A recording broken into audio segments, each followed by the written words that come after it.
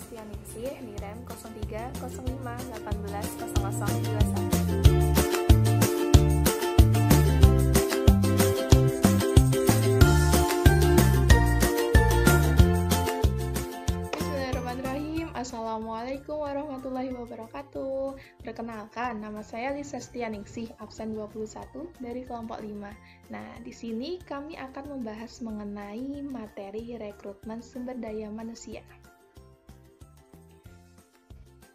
Yang pertama adalah perekrutmen sumber daya manusia. Sebelum mengarah ke apa yang dimaksud dengan rekrutmen sumber daya manusia itu sendiri, alangkah baiknya kita mengetahui apa sih yang dimaksud dengan manajemen sumber daya manusia. Nah, di sini diterangkan, manajemen sumber daya manusia merupakan ilmu yang mengatur hubungan dan peranan yang dimiliki manusia secara efisien dan efektif, yang apabila dimanfaatkan secara maksimal, maka tujuan bersama perusahaan itu akan tercapai, baik dari segi karyawannya, perusahaan itu sendiri, serta masyarakat sekitar. Kemudian, manajemen sumber daya manusia sendiri merupakan kumpulan proses-proses. Proses-prosesnya itu berupa perencanaan, penyusunan karyawan, pengembangan karyawan, pengelolaan karir, evaluasi kerja karyawan, serta karyawan itu mampu berhubungan dengan ketenagakerjaan yang baik. Dari adanya manajemen sumber daya manusia ini kan kita jadi mengetahui ya seberapa penting sih, bahkan penting sekali gitu dalam perusahaan itu, karena emang elemen utama yang menyusun dari perusahaan itu adalah sumber daya manusianya. Nah, maka dari itu kita memerlukan sebuah proses, sebuah rekrutmen itu sendiri atau seleksi untuk mengupayakan mendapatkan sumber daya manusia yang berkualitas, tentunya sesuai dengan kebutuhan dari si perusahaan itu sendiri. Seperti itu. Selanjutnya kita membahas mengenai tujuan perekrutmen. Nah, di sini dijelaskan tujuannya itu untuk mendapatkan orang yang tepat pada jabatan tertentu. Dengan begitu, harapannya karyawan tersebut mampu bekerja optimal serta berkomitmen pada perusahaannya. Nah, dengan adanya sebuah rekrutmen, nah pertama kan otomatis dari perusahaan itu kan membuka sebuah lowongan pekerjaan. Nah, di situ perusahaan itu tuh berharap banyak gitu loh, banyak calon pelamar atau calon karyawan yang mendaftar, karena dengan begitu tuh semakin banyaknya karyawan yang mendaftar itu tuh semakin banyak juga perusahaan itu tuh menentukan atau memilih karyawan itu tuh juga luas gitu loh, dalam artian tuh dalam penyeleksian si karyawan itu tuh dapat memperoleh spesifikasi atau kebutuhan karyawan itu bisa terjamin karena semakin banyaknya karyawan yang mendaftar. Begitupun jika sebaliknya, kalau semakin sedikit pendaftar itu juga menyulitkan si perusahaan itu sendiri sih, karena ya pilihannya cuma itu aja, dan otomatis kalau perusahaan segera butuh ya udah yang dipilih cuma itu gitu. Jadi nggak banyak pilihan dalam kata bahasa sehari-hari seperti itu. Nah, kemudian kita akan membahas mengenai pengertian. Setelah mengetahui manajemen sumber daya manusia, kemudian tujuan dari rekrutmen manusia, kita akan membahas mengenai pengertian itu sendiri. Nah, menurut Riniwati Harsuko 2016 menyatakan, dasar dari perekrutmen adalah analisis pekerjaan, sehingga dalam pelaksanaannya membutuhkan uraian pekerjaan dan spesifikasi pekerjaan. Proses perekrutmen dilakukan dengan memanggil calon tenaga kerja yang jumlahnya lebih dari target yang dibutuhkan agar perusahaan leluasa dalam memilih orang yang memenuhi kriteria persyaratan untuk mengisi pekerjaan yang kosong. Nah, ini tuh pengertian menurut Riniwati Harsuko ini tuh berdasarkan tujuan yang kita bahas sebelumnya ya.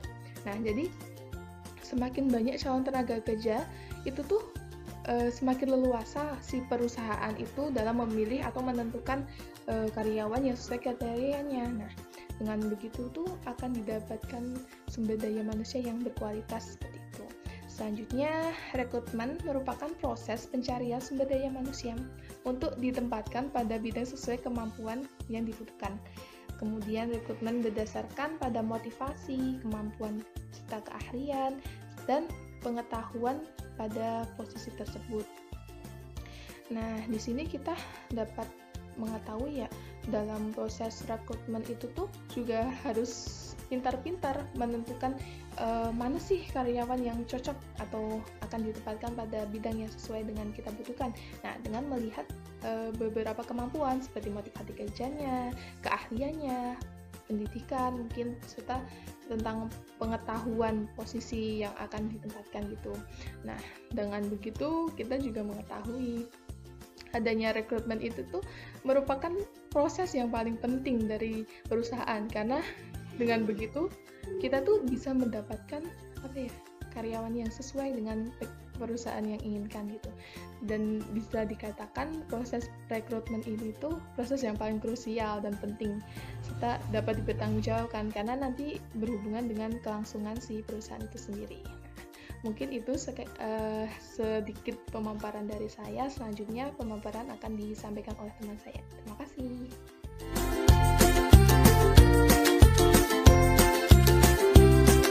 Assalamualaikum warahmatullahi wabarakatuh.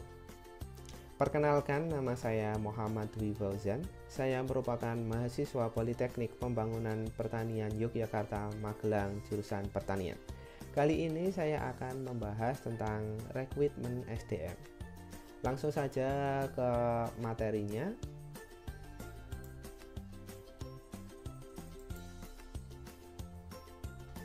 Oke. Untuk alasan rekrutmen diadakan di suatu perusahaan. Yang pertama, adanya pekerja yang meninggal dunia. Setelah itu, adanya pekerja yang berhenti karena memasuki usia pensiun. Selanjutnya, adanya pekerja yang berhenti baik dengan hormat maupun tidak hormat. Bisa karena masalah di suatu perusahaan tersebut.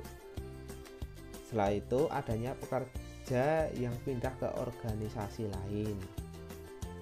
Setelah itu, bisa juga terciptanya pekerjaan-pekerjaan dan kegiatan-kegiatan baru. Maka adanya penambahan pekerja. Setelah itu, adanya perluasan ekspansi kegiatan organisasi dan berdirinya organisasi baru. Dengan alasan-alasan tersebut, maka rekrutmen diadakan di suatu perusahaan. Misalnya adanya pekerja yang meninggal dunia. Jadi pekerja yang meninggal dunia tersebut memangku suatu jabatan di perusahaan. Maka jabatan yang dipangku tersebut kosong dan harus ada yang menggantinya. Maka dari itu perusahaan merekrut pekerja baru sesuai kualifikasi dan job deskripsi yang diharapkan oleh perusahaan tersebut. Setelah itu, prinsip rekrutmen SDM. Yang pertama adalah penyesuaian mutu calon tenaga kerja yang akan diproses terhadap kebutuhan perusahaan. Yang kedua, penyesuaian banyaknya karyawan yang diperlukan dengan pekerjaan yang tersedia. Jadi, untuk penyesuaian banyaknya karyawan yang diperlukan dalam pekerjaan, maka dari itu perusahaan membuka lowongan pekerjaan sesuai kualifikasi dan kuantitas yang ingin diambil oleh perusahaan tersebut. Misalnya hanya 1 orang di bagian manajemen budidaya. Setelah itu, yang ketiga adalah meminimalisasi biaya yang diperlukan. Yang keempat, perencanaan dan hasil keputusan yang strategis tentang perekrutan. Setelah itu, mekanisme yang fleksibel, yang baik, yang tidak ada unsur-unsur yang di luar dugaan atau penyelewengan. Setelah itu, adanya kebijakan-kebijakan. Ini adalah kebijakan-kebijakan dari perusahaan tersebut. Selanjutnya, metode dalam perekrutan SDM yang ada dua dalam metode ini. Yang pertama adalah tertutup. Tertutup adalah proses perekrutmen yang dilakukan kepada karyawan atau orang-orang tertentu. Yang kedua adalah terbuka, proses rekrutmen yang diinformasikan secara luas untuk kalangan umum. Jadi untuk metode rekrutmen karyawan ini yang dilakukan secara tertutup itu hanya orang-orang tertentu saja yang dapat masuk untuk mengikuti lowongan pekerjaan tersebut. Yang selanjutnya adalah metode terbuka. Jadi itu lowongan pekerjaan itu untuk umum. Jadi siapa saja boleh mengikuti seleksi tersebut di perusahaan itu. Nah, mungkin yang terbuka ini yang sesuai kualifikasi tentunya dan sesuai bidang yang diperlukan.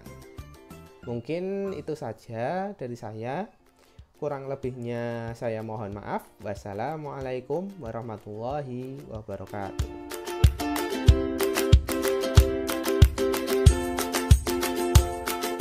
Jadi di sini saya akan menjelaskan sumber rekrutmen.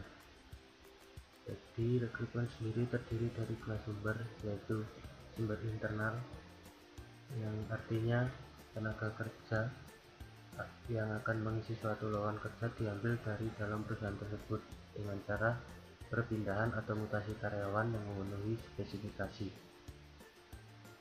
Dan yang kedua yaitu sumber eksternal yang artinya tenaga kerja yang akan mengisi suatu lowongan kerja diambil dari luar perusahaan. Jadi dari dua sumber tersebut terdapat keunggulan dan kekurangannya. Jadi kebaikan dari sumber rekrutmen internal yaitu meningkatkan moral kerja dan kedisiplinan karyawan, perilaku dan loyalitas karyawan semakin besar terhadap perusahaan, biaya perekrutan relatif kecil karena tidak perlu memasang iklan, waktu perekrutan relatif singkat, orientasi dan induksi tidak diperlukan lagi, dan kestabilan karyawan semakin baik. Sedangkan kelemahan dari sumber rekrutmen internal yaitu kewibawaan karyawan yang dipromosikan kurang membuka kesempatan dan sistem kerja baru dalam perusahaan. Kemudian saya akan menjelaskan kebaikan dari sumber rekrutmen eksternal. Yang pertama yaitu kewibawaan pejabat relatif baik dan kemungkinan membawa sistem kerja baru yang lebih baik. Sedangkan kelemahan dari sumber rekrutmen eksternal yaitu biaya perekrutan besar, waktu perekrutan relatif lama, orientasi dan induksi HAM dilakukan, turnover cenderung akan meningkat, perilaku dan loyalitas belum diketahui, prestasi karyawan lama cenderung turun karena tidak ada kesempatan untuk promosi. Kemudian saya akan menjelaskan lagi ya dengan strategi rekrutmen.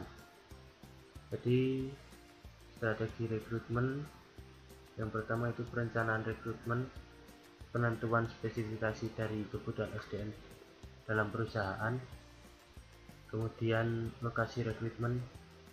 Jadi sebisa mungkin perusahaan merekrut pekerja dari wilayah tersebut.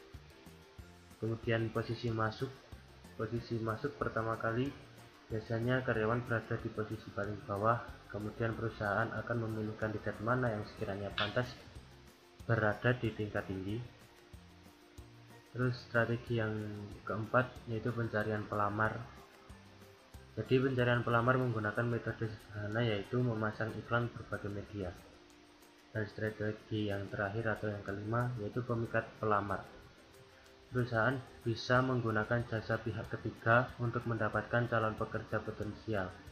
Biasanya akan dibentuk yayasan yang memiliki database calon karyawan yang sesuai keinginan perusahaan.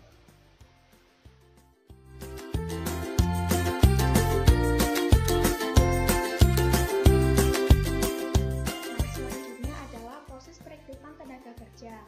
Berikut adalah urutannya.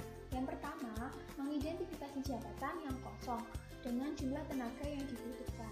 Proses identifikasi ini bisa dilakukan dengan melihat apakah di perusahaan tersebut terdapat bidang pekerjaan baru atau di perusahaan tersebut terdapat karyawan yang mengundurkan diri, karyawan yang di-PHK, karyawan yang dipindah tugaskan, atau karyawan yang mengalami masa pensiun. Sehingga dari situ, petugas perekrut dapat mengetahui jabatan yang kosong dan juga jumlah tenaga yang dibutuhkan. Kemudian yang kedua, mencari informasi jabatan melalui analisis jabatan. Dengan diketahuinya job deskripsi dan job spesifikasi masing-masing jabatan yang kosong, petugas perekrut dapat lebih mudah dalam proses penyeleksian peserta calon kandidat karyawan baru. Kemudian yang ketiga adalah menentukan sumber kandidat yang tepat. Kandidat bisa berasal dari internal perusahaan atau eksternal perusahaan. Jika berasal dari internal perusahaan, berarti petugas perekrut harus mengetahui karyawan mana yang bisa dipindah tugaskan atau karyawan yang bisa dipromosikan jabatannya. Jika berasal dari eksternal, maka petugas perekrutan harus mencermati metode yang dipilih untuk mencari kandidat yang tepat. Karena dengan metode yang tepat diharapkan perusahaan akan mendapatkan kandidat sesuai dengan kriteria yang telah ditetapkan. Nah, yang keempat adalah menentukan metode yang tepat dalam rekrutmen. Metode itu kan ada dua, antara metode terbuka dan tertutup. Kalau metode terbuka kan bisa untuk semua orang, tapi kalau yang metode tertutup kan tidak bisa untuk semua orang atau lebih spesifik. Sehingga kalau misalkan yang terbuka itu peluang untuk banyaknya lamaran kerja yang masuk itu pasti lebih banyak. Kemudian adalah proses pemanggilan kandidat yang memenuhi persyaratan jabatan. Nah, di proses ini semua calon kandidat mengumpulkan berkas-berkas lamaran kerja mereka dan juga mengisi formulir lamaran kerja yang disediakan oleh perusahaan. Terus yang kemudian dilakukan tahap seleksi. Nah, di tahap ini biasanya petugas perekrut menyeleksinya dari formulir yang telah diisi oleh calon kandidat. Kemudian dilakukan adanya wawancara, ada juga yang dilakukan tes. Itu tergantung perusahaannya bagaimana teknisnya. Nah, yang ketujuh, setelah mendapatkan calon kandidat yang dipilih, maka dilakukan penawaran kerja. Penawaran kerja di sini kegiatannya adalah pembuatan perjanjian kerja antara perusahaan dan karyawan baru, kemudian juga mengenalkan aturan dan kondisi perusahaan kepada pekerja atau karyawan baru, juga ditentukan juga oleh petugas perekrut kapan si pekerja baru ini dapat memulai bekerja di perusahaan tersebut. Nah, tidak lupa pada saat pembuatan penawaran kerja, petugas perekrut ini juga menentukan kandidat cadangan apabila si kandidat utama tidak jadi bekerja di perusahaan tersebut. Nah, setelah membuat penawaran kerja, maka mulailah karyawan baru bekerja di perusahaan tersebut. Nah, di awal karyawan baru tersebut dimonitor kinerjanya sehingga dapat dilakukan pelatihan dan pengembangan karyawan selayaknya karyawan di perusahaan tersebut. Tidak lupa setelah proses perekrutan selesai, petugas perekrut melakukan uji terhadap teknis proses perekrutan sebelumnya. Apakah perlu diubah atau dilanjutkan agar pada proses perekrutan selanjutnya kandidat yang didapat agar pada proses selanjutnya tidak ditemukan salah memilih kandidat atau ya seperti itulah, pokoknya kayak salah memilih kandidat sekian untuk proses perekrutan tenaga kerja di perusahaan.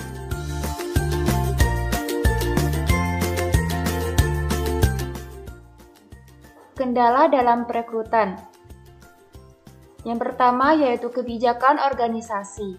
Kebijakan organisasi yang mempengaruhi perekrutan tersebut berupa kebijakan kompensasi dan kesejahteraan. Kemudian persyaratan-persyaratan jabatan. Semakin banyaknya syarat yang dipenuhi pelamar, maka pelamar yang mendaftar pun semakin sedikit. Namun, jika persyaratannya sedikit, maka pelamarnya semakin banyak. Kemudian, metode pelaksanaan perekrutan. Metode pelaksanaan perekrutan semakin terbuka, maka pelamarnya pun akan semakin banyak. Begitu pula sebaliknya. Kemudian, kondisi pasar tenaga kerja. Pasar kerja yang ditawarkan semakin besar, maka pelamarnya semakin banyak. Begitu pula sebaliknya. Kemudian, solidaritas perusahaan.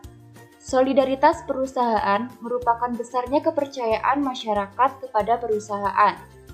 Kemudian, kondisi lingkungan eksternal. Kondisi lingkungan eksternal seperti perekonomian yang tumbuh dengan cepatnya, maka saingan pun semakin banyak. Alternatif yang digunakan selain merekrut karyawan yaitu yang pertama ada temporary employers. Padatnya pekerjaan dan pekerjaan tersebut harus selesai pada tempo waktu yang ditentukan, maka perusahaan membutuhkan karyawan temporer. Kemudian lembur, kegiatan melakukan pekerjaan di luar jam yang ditentukan oleh perusahaan. Kemudian ada karyawan leasing, karyawan perusahaan yang bekerja dengan mitra perusahaan. Kemudian tenaga kontrak, karyawan yang bertugas untuk mengganti karyawan yang belum bisa menyelesaikan tanggung jawabnya. Kemudian ada referensi. Ini merupakan referensi yang digunakan oleh kelompok 5 dalam pengerjaan tugas manajemen SDM. Terima kasih, sekian dari kelompok 5. Wassalamualaikum warahmatullahi wabarakatuh.